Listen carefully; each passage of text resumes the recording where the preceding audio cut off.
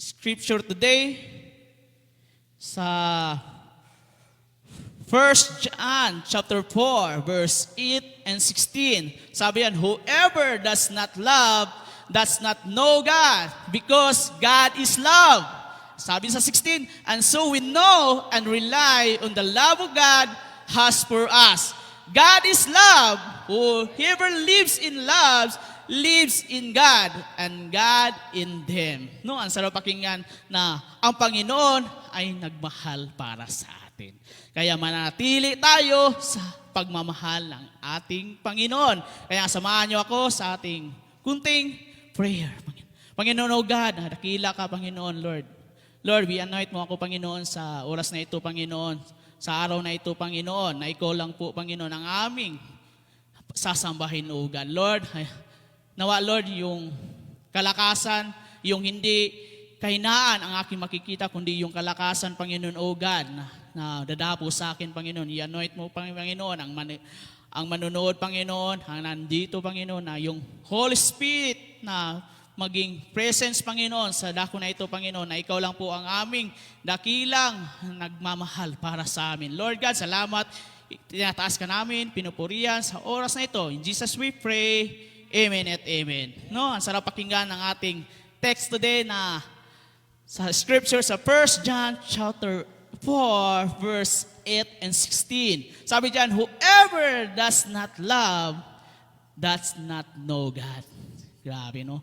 Sabi nga sa scripture ni John, no, na kung wala daw tayong pagmamahal sa sarili natin, kung di natin nakikilala si Lord. Kasi sabi diyan ni John, because God is love.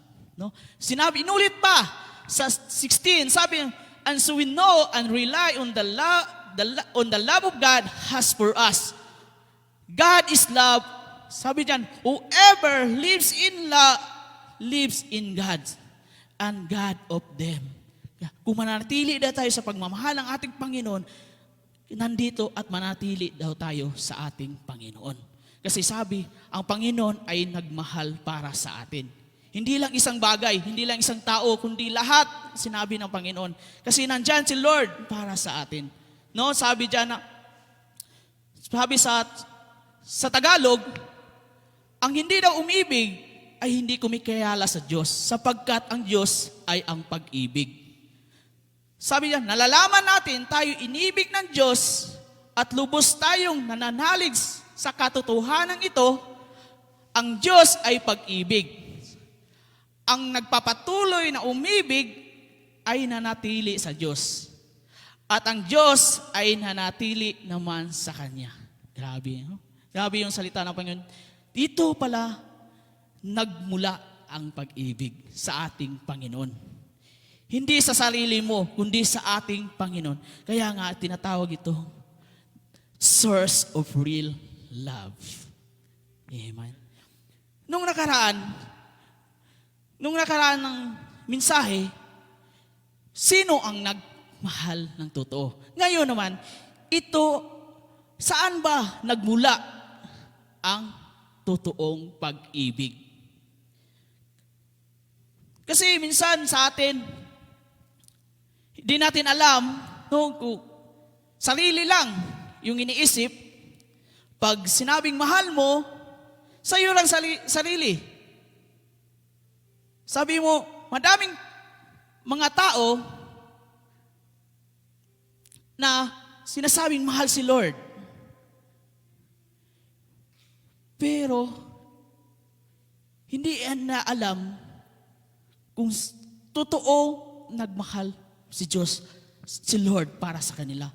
Pero kung totoo kang nagmahal sa ating Panginoon, sa nakikinig dyan at nanonood dyan, kung totoo talagang nagmahal ka para sa Panginoon, bumalik ka sa pagsamba sa Kanya. Amen? No? Kasi kung yung pagmahal mo lang, it's about self, not God, mawawala ka, kapatid. Mawawala yung pagmamahal mo. Kasi sabi diyan, the source of real love is our God. Kasi sabi sa John, 1 John chapter 4, verse 8, God is love. May tanong ako today, sa nanonood dyan at sa nandito, who is the source of your love? No? Kasi minsan sa atin, pag sinabing love, ang sarili lang, no, iniintindi. Pag sabi, sino bang source of yung pagmamahal mo? Si nanay? Your relationship with husband and wife? Then, your boyfriend and girlfriend? O yung source mo ba? Sa pera? Kasi kung may ibang mga tao, mahal lang nila yung tao kasi may pera. No? Mahal lang yung tao nila, iniibig nila kasi may pera. No? Actually, dito natin himay-himayin, no? Kung ano talaga ang pinagmulan ng ating pag-ibig. Amen, amen. Saan talaga? Kasi meron kasing mga iba, tumitingin lang sa sarili at saka sa kanilang kapwa, yung pagmamahal. Sabi dyan, the one and only source of real love is Christ. Amen? A love that the world cannot give. Amen? Yung mundo, hindi nagbibigay ng pagmamahal. Because God is only the source of real love. Kasi nga sabi nga ni Pastor, yung totoong nagmahal kundi si Jesus Christ. Kaya inulit ko ito. Kasi sabi dyan, a love that no one can give but Jesus. Kasi si Jesus lang yung totoong nagmahal sa atin. Pinako yung sarili niya, binigay yung sarili niya para sa atin. Yun ang totoong nagmahal para sa atin. Kasi nga sabi sa 1 John, God is love. Yun ang source natin. Hindi yung mundo. Hindi yan magkapagbibigay sa'yo. Then, sabi pa, God is the source of all good. God is the source of infinite and real love. Amen. Grabe. Si Lord lang magkapagbigay sa iyo yan. Hindi yung sa lahat ng gustong gawin mo, hindi yan sa iyo. Sabi nga, all good. Galing sa Panginoon. Kasi sabi pa, God loves and show us how to love. Amen. Grabe, no? Grabe ang ating Panginoon. Kasi minsan minamahal mo yung minamahal mo kasi may pera. No? Yung iba kasi yung ilang iniisip. Hindi nila iniisip yung Panginoon na totoo, yun lang talagang nagmamahal para sa atin. It's about self. Sabi pa, may isa pa, sabi dyan, false or fake worldly love cannot be compared the true godly love. Totoo naman eh. Di ba? Worldly love, it's about self mo lang. Kasi yung pagmamahal mo galing sa sarili mo lang. Di galing sa Panginoon. Yan, minsan tayo nasasaktan. Sa nanood dyan, no? Sa ating live stream. Diyan tayo minsan nasasaktan. Sino nabaste dito? Nung una tayo ng ligaw, di ba? Nakaranas tayo niyan. Minsan, pag nasaktan tayo, parang nawalan ka na. Nawala na pag-asa, nawala ng hopes. Kasi, tinitingnan lang yung sarili niya. But sabi, example, rejected love. Di ba?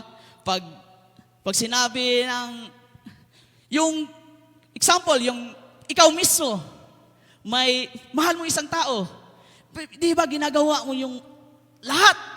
Ginagawa mo yung time, yung effort mo, pero sabihin lang, hindi kita mahal. No? Ginawa mo na lahat. Ginawa mo na lahat para sa kanya. Para matingnan.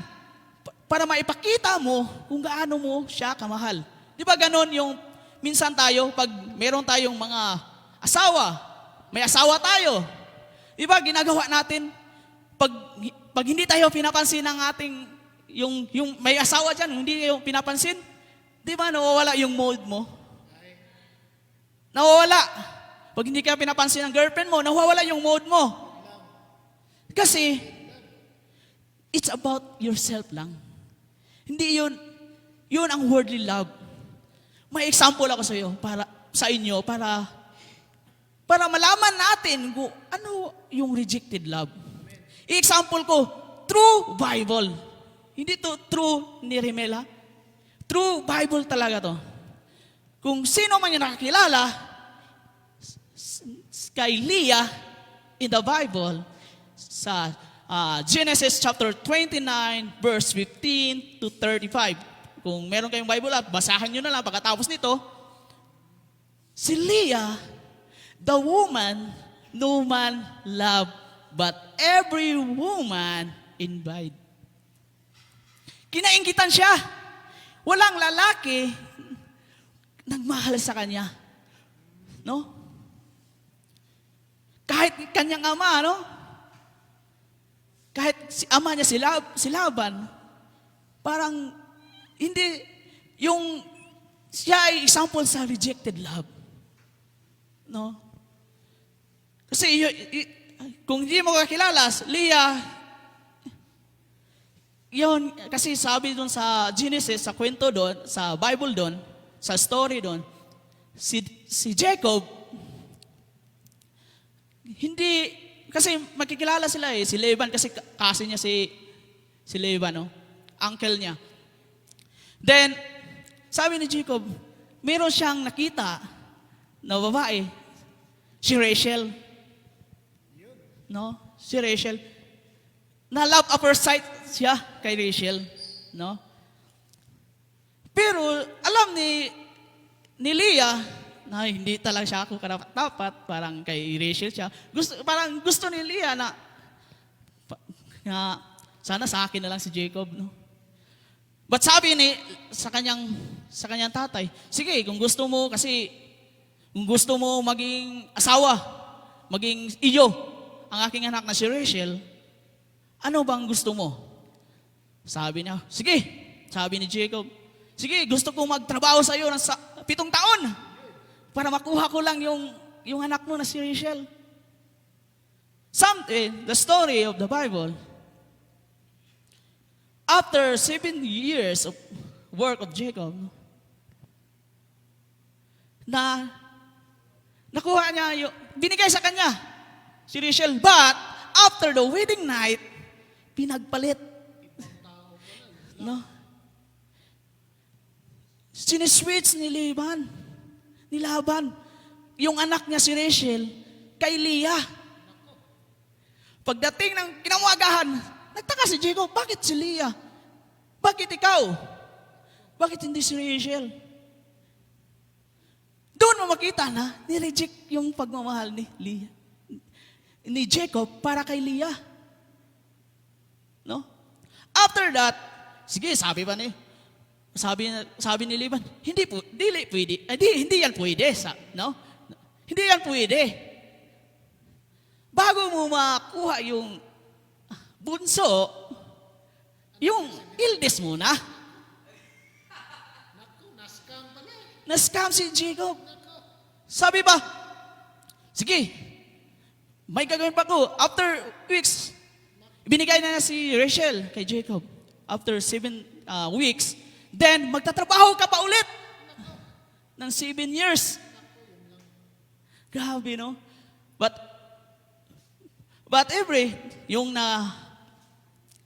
Kasi hindi pa nakaanak si Rachel, si Leah muna. Sabi ni Leah, sa pagkabubuntis ko ito, baka mahalin na ako ng aking asawa. After niya panganak, hindi pa rin. Hindi pa rin siya minahal. The name of the first son is Reuben. After that, the second son, nabuntis na naman siya. Baka mamahalin na naman talaga ako nito ng aking asawa. Hindi pa rin. The second son is Simeon. And the third, sabi pa, baka dito na siguro. Baka dito na yung pagmamahal na gustong makuha ni Leah para sa kanyang husband. But after that, wala pa rin. No? Sabi dyan, with the birth of her fourth son, ika-apat na, sabi ni Leah, Leah had life-altering realization. Nakarealize siya. Sabi niya, she realized that while her husband refused to love her, sabi niya, pag nireject man ako ng asawa ko na si Jacob, sabi niya, God was present in her life. Sabi niya, God had noticed every pain, every sorrow, every moment of rejection. Sabi niya, she had ever experienced, and He was pouring a blessing into her. God loved her unconditionally. Amen? Grabe. Na-realize ni Leah, kahit man nire-reject man ako sa asawa ko, nandyan pala ang Panginoon. Nandyan pala yung Panginoon para sa akin. No? Dapat ganyan din tayo. Kahit may pinagdaan naman tayo, ikaw may na-heartbreak dyan. Kasi alam nyo, pag nasa heartbreak tayo, pagsabihin mo, akala mo, yun ang katapusan. Akala mo, yun na, yung hindi ka makabangon. After years na naulit ko, na-share ko na ito, pag ikaw nasa heartbreak, sabi, heartbreak is a blessing from God. It just His way of letting you realize that He saved you from the wrong one. No? Hindi kaya ni Lord na maging heartbreak ka lang dyan. Gusto ni Lord na ma-save ka niya. Hindi gusto ni Lord na malugmok. Kasi pag iniwan kasi ako, nabasted kasi ako, ang sakit-sakit, hindi ko na kayang manliga ulit. Minsan, yan kasi atin. Pag may asawa ka, hindi na kasi ako mahal ng asawa ko. Naghanap pa ng iba. No? Kasi dapat hindi tayo ganun. Pag nireject tayo ng ating mga mahal sa buhay, pamilya man, huwag tayong tutingin sa kanila. Tingin tayo kay Lord. Kasi si Lord ang mag-restore sa pagmamahal nila. Amen? Yun dapat ang nating gawin. Kasi, tignan natin yung buhay ni Leah. Kahit anuman ayaw sa kanya ng kanyang asawa, kahit ayaw man sa kanya kasi gusto ng kanyang asawa na talagang yun ang ituon niya ang pagmamahal niya kay Rachel. Pero si Leah, binigyan ng pagpapala ng Panginoon. Kaya nga, sabi sa Leah of the story, the woman no man loved, but every woman in vain.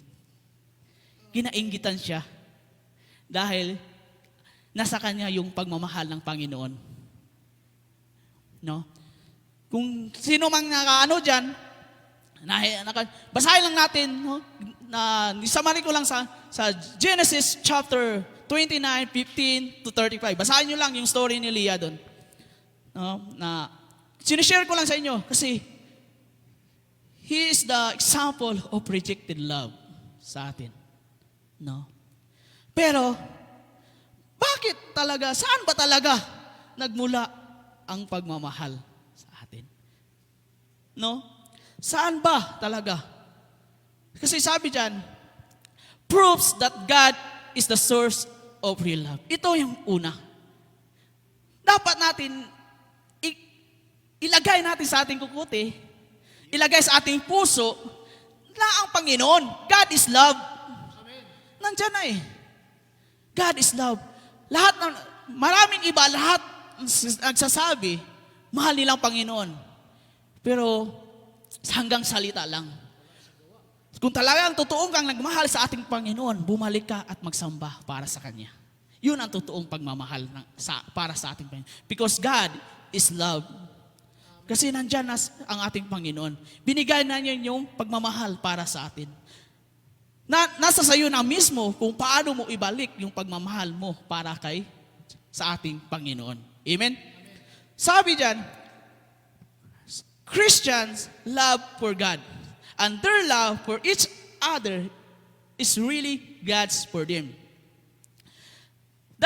Kaya nga sinabi ni John, sinishare ni John, kung talagang saan ba tayo nagmula yung pagmamahal? Saan ba yung nagmula?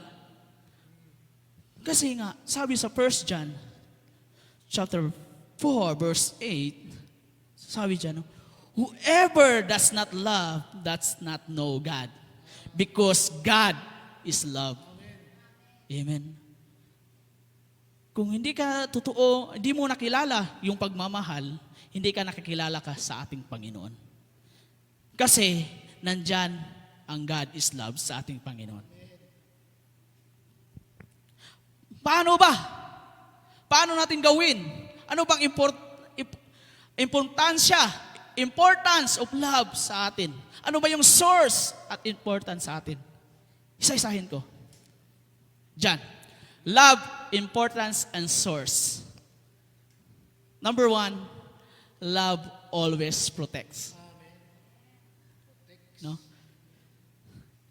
Sabi yan, love always protects. It protects because it loves. Amen? Pag mahal mo yung tao, protektahan mo. Pag mahal mo si Lord, protektahan mo yung panampalataya mo sa Kanya. Amen? Kasi sabi, love protects physically if you love someone. Hindi lang protektahan mo lang yung asawa mo, yung girlfriend mo sa pera lang. Dapat physically. Sabi dyan, you do not want him or her to suffer bodily harm. You provide for them an environment that protects them from the elements. Yung love mo ba, yung parang may inalagaan ka, isang bagay. Meron sa atin dito pag meron tayong parang inaalagaan na isang bagay. Di ba ayaw mong mahawakan ng iba, na ayaw mong madapuan? Kasi pinotektahan mo yung pagmamahal mo para sa bagay na yun. Dapat ganun din tayo. Pag nakakilala tayo sa ating Panginoon, protektahan yung puso mo. Ayaw ko, sabihin mo, wag ako baka may makadapo ng mga mga temptation. Protektahan mo yung pagmamahal mo. Kasi yun nandun yung Panginoon para sa atin. And number 2, love always trusts. Amen? Sabi dyan, love always trusts. The word here means to trust or believe in, to commit yourself to someone or something. Amen? Nagtitiwala ka kasi you're commit. Yung sarili mo, nag-commit ka kasi I'll trust, love someone. Kasi alam mo, nagtitiwala ka sa yung asawa man, pamilya man, girlfriend at boyfriend. Alam mo, magtiwala ka sa Kanya. Alam mo, yung pagmamahal, dapat may tiwala tayo. Sabi yan, love certainly trusts God, who is always completely trustworthy. Amen. Ang Panginoon lang ang ating nagbigay ng kompleto na yung trust sa atin, no? Ganon din tayo. Ganon natin i-share sa ating pamilya, sa ating loved ones. Kasi dapat meron tayo sa yung importance o source sa sarili mo. And number 3, love always hopes. Amen. Ang gano? Kasi love does not dwell on the problems of the past. Huwag mo na lang katin. Sabi niyan, ang pag-ibig ay hindi tumitingin sa problema ng nakaraan. Pag nagkamali yung partner, hulungkatin pa yung mali niya nung dati. Yung problema pa. Ano ba yan? Bakit ibalik pa ang nakaraan? Sabi nga, ang pag-ibig ay hindi tumitingin sa mga problema ng nakaraan. Ano ang sabi ni Pastor? Real love. Sabi doon, kung imperfection ka man o may failure ka man yung bawat isa sa inyo, dapat mahalin mo pa rin. Despite imperfection and failures, mahalin mo pa rin. Yun ang sabi nating pastor. Kasi sabi, ngunit, sabi yan, but looks forward to the future with confidence and peace. Amen. Sabi, ngunit umaasa sa hinarap ng may kumpiyansa at biyaya para sa ating Panginoon. Huwag kang tumingin sa mga problema, sa problema niyong mag-asawa, problema sa inyong pamilya. Dapat yung love, yung hope mo may pagmamahal. Tumitingin ka kung anong future na darating sa inyo. Kasi doon nagmula ang ating pagmamahal. Doon nagmula yung pagmamahal mo galing sa ating Panginoon. Kasi nga, sabi, God is love. Amen. Last, love always perseveres. Amen. Sabi, love never stop loving. Love perseveres because it is unconditional. Pag meron na tayong matyagaan ng pagmamahal, yan ang totoong pag-ibig. Kung wala kang persevere, wala kang matyaga ng pagmamahal, conditional yan, kapatid. Binibase mo lang yung sarili sa condition. Hindi unconditional yan. Because it chooses to love people in spite of themselves. Love always, sabi dyan, love always protect. Love always trusts. Love always hopes. Love always persevere. Kaya nga sinabi ni Paul, kung wala daw tayo the kind of loves, we are nothing. Kung wala daw tayo niyan, wala. Sabi ni Paul, Paul say that without this kind of love, we are nothing. Kung wala ka sa yung apat na yan, kung wala ka, you are nothing. Amen? Kung ikaw man ka nanonood, kasi dapat meron tayo sa apat. Kasi hindi mabubuo ang pagmamahal, yung important of source, yung love mo, kung wala yung apat na yan. Kasi si Lord nang nagbigay niyan. Hindi tao nagbigay niyan. Nanasayo niyan kung paano mo i-work out sa sarili mo. Amen? Then, John, sabi sa 1 John chapter 4, verse 7, "Dear friends," sabi yan, "let us love one another. For love's from God. Everyone who loves has been born of God and knows God." Kaya pala nandyan pala. Love one another. Hindi yung sinasabi, pag nakita mo, sister or brother, iwas ka na kaagad. No? Madami tayong nakaranas niyan. Di ba yun ang huli at utos ng ating Panginoon? Love one another. Kasi gusto ni Lord, lahat tayo, mga Christian dyan. Huwag natin, pag nandyan si kapatid, umiiwas ka. Pag nandyan si sister, umiiwas ka. Huwag tayong umiwas. Hanapin natin. Kasi sabi nga, love one another. Kasi, saan ba yan? Bakit nandyan love one another? Because, kasi, love comes from God. Amen. Bakit kailangan na magmahal tayo ng kapwa? Kasi nga sabi, loves from God. Nagmula sa ating Panginoon yung pagmamahal. Balikan ko ulit yung text. 1 John chapter 4, verse 7b. Sabi dyan, for loves comes from God.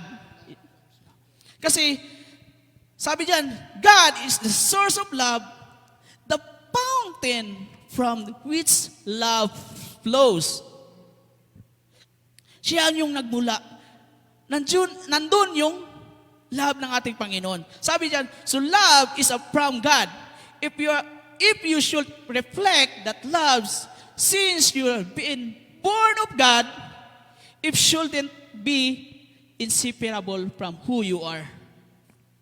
Amen? Kung talagang pinanganak sa Panginoon, nandoon na yung pagmamahal. Binigay na ni Lord Ang gusto lang ni Lord, paano mo i-work out? Paano mo gamitin yung binigay ng Panginoon ng pagmamahal para sa iyo? Nasa iyo na. Binigay na ni Lord para sa atin. Gusto ko maging inspire kayo, no? Gusto ko maging inspire tayong lahat. Kung talagang mahal mo si Lord. Example, your relationship, your family. Kung mahal mo talaga si Lord, ito ang masasabi ko, maging ma-inspire tayo. Kung mahal mo ang isang tao, kung mahal mo talaga yung isang tao sa sarili mo, ibabahagi mo si Jesus sa kanya. Kung mahal mo talaga yung isang, kung mahal mo yung asawa mo, mahal mo yung girlfriend mo, ibahagi mo kung ano si Jesus. No? Ibahagi mo si Jesus sa kanya. Kasi si Jesus, yun ang totoong nagmahal para sa atin. No? Kasi lahat tayo nakatingin lang sa sarili natin. Huwag tayong tumingin sa worldly love. Huwag tayong titingin na bibigyan tayo ng mga temptation sa buhay, bibigyan man tayo ng mga sa ating nilalakari, tagasunod ng ating Panginoon, huwag tayong mapapadala. Kasi gusto ni Lord, maging yung totoo nating pagmamahal ay para sa Kanya lamang. Ikaw mismo dapat i-work out mo. Kasi nandiyan na, binigay na sa iyo ni Lord Binigay niya yung pagmamahal. Kung ikaw nakarinig nandyan sa ating live stream, saan ba galing yung pagmamahal mo? Sa worldly love o sa godly love? Dalawa lang. Kung saan tayo, ikaw na makasagot dyan. Ikaw na makasagot kung nakikinig man rito, ikaw na makasagot sa sarili mo. Kasi ayaw ni Lord na mawala ka sa Kanya. Mawala ka sa pagmamahal ng ating Panginoon. Last. Mabilis lang, no? Kasi sabi niyan last, God's love gives life to Christian. Tama naman. Kung walang pagmamahal ng ating Panginoon, saan kaya tayo ngayon? Hindi ka makapupuri sa Panginoon kung wala ngayon. Hindi ka binigyan ng work kung wala ang pagmamahal sa ating Panginoon. Kasi God's glorifying love is the ultimate destination for Christians.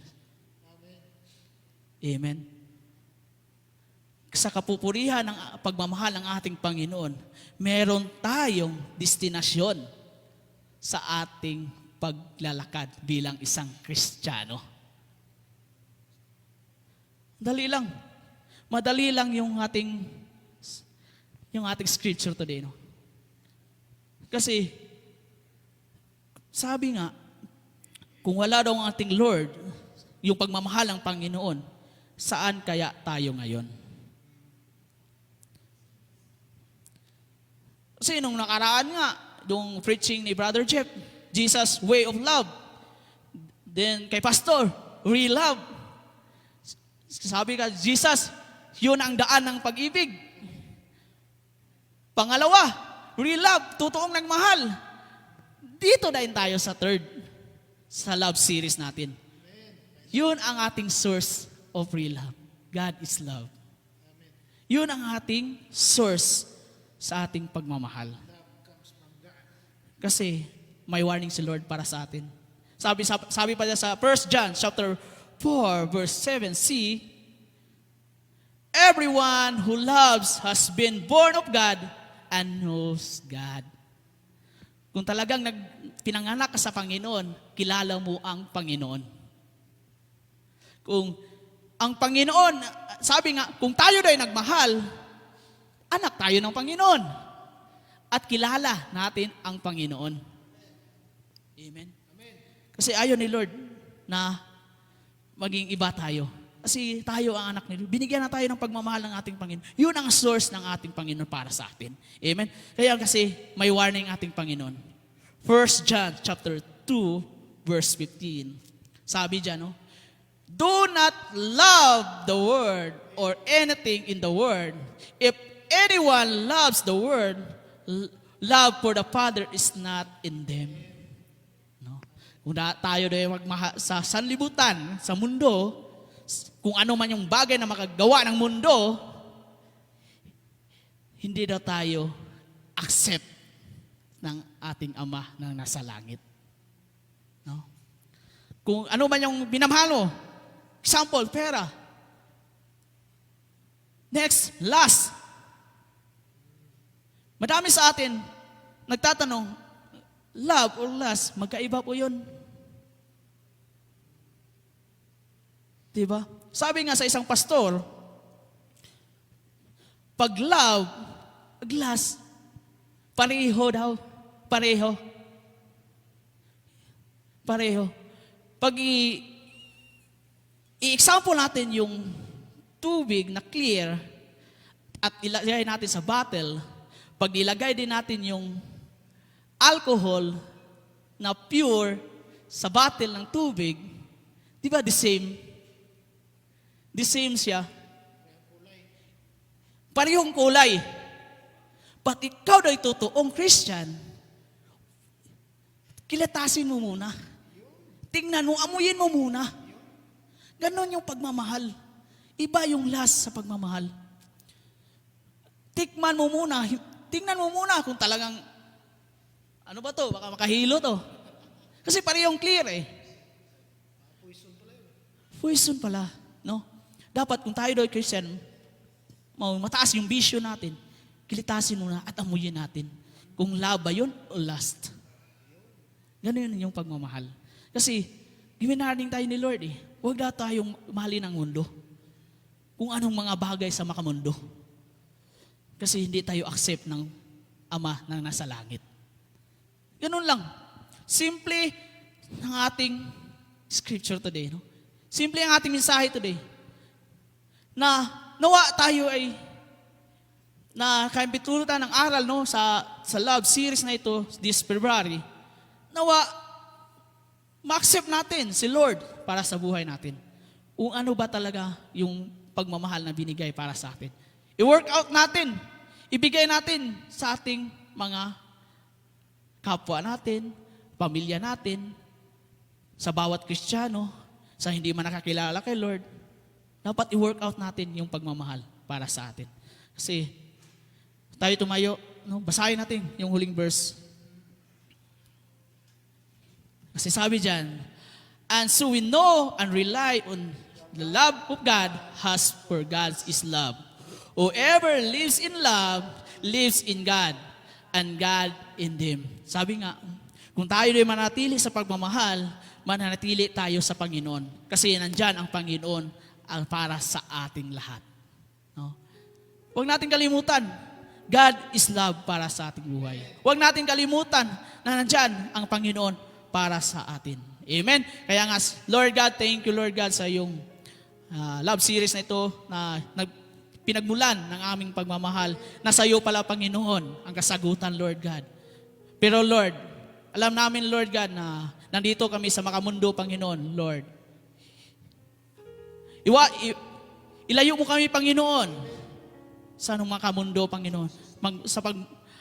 Sa mundong ng worldly love, Panginoon, ilayo mo kami, Panginoon. But Lord, ikaw lang po ang makakasagot na ito, Panginoon, dahil ikaw ang nandyan para sa amin, Panginoon. Lord God, sa dako na ito, salamat, Panginoon, sa mga nanonood na nakikinig di sa February Love Series, Panginoon. Thank you, Lord God, sa iyong mga salita, Panginoon, revelation mo, Panginoon, sa amin, Panginoon. Dahil ikaw yung unang nagmahal para sa amin, Lord God. Lord God, I pray, Father, sa aming kapatid na si Ate Jem, na kanyang birthday, Panginoon, oh God. Lord God, I pray na good health, Panginoon, more birthday to comes, Panginoon, sa kanyang buhay, Lord God. Bless din family, Panginoon, oh God. Lord God, na manatilihin mo siya ng mga lakas, Panginoon, at magpuri pa sa iyong mga presensya, Lord God. Lord, gamitin mo siya. Use she, Panginoon, oh God, na lahat ng mga bagay na nilalakaran niya, Lord, nandun ka, Panginoon, oh God. Salamat sa kanyang buhay na ginamit mo siya, Panginoon, sa lahat ng aming gagawin, Lord God. Lord God, sa iyo lang aming pinupuri, pasalamat sa pangalan ni Jesus. In Jesus we pray. Amen at amen. Thank you and God bless sa iyo, mga kapatid.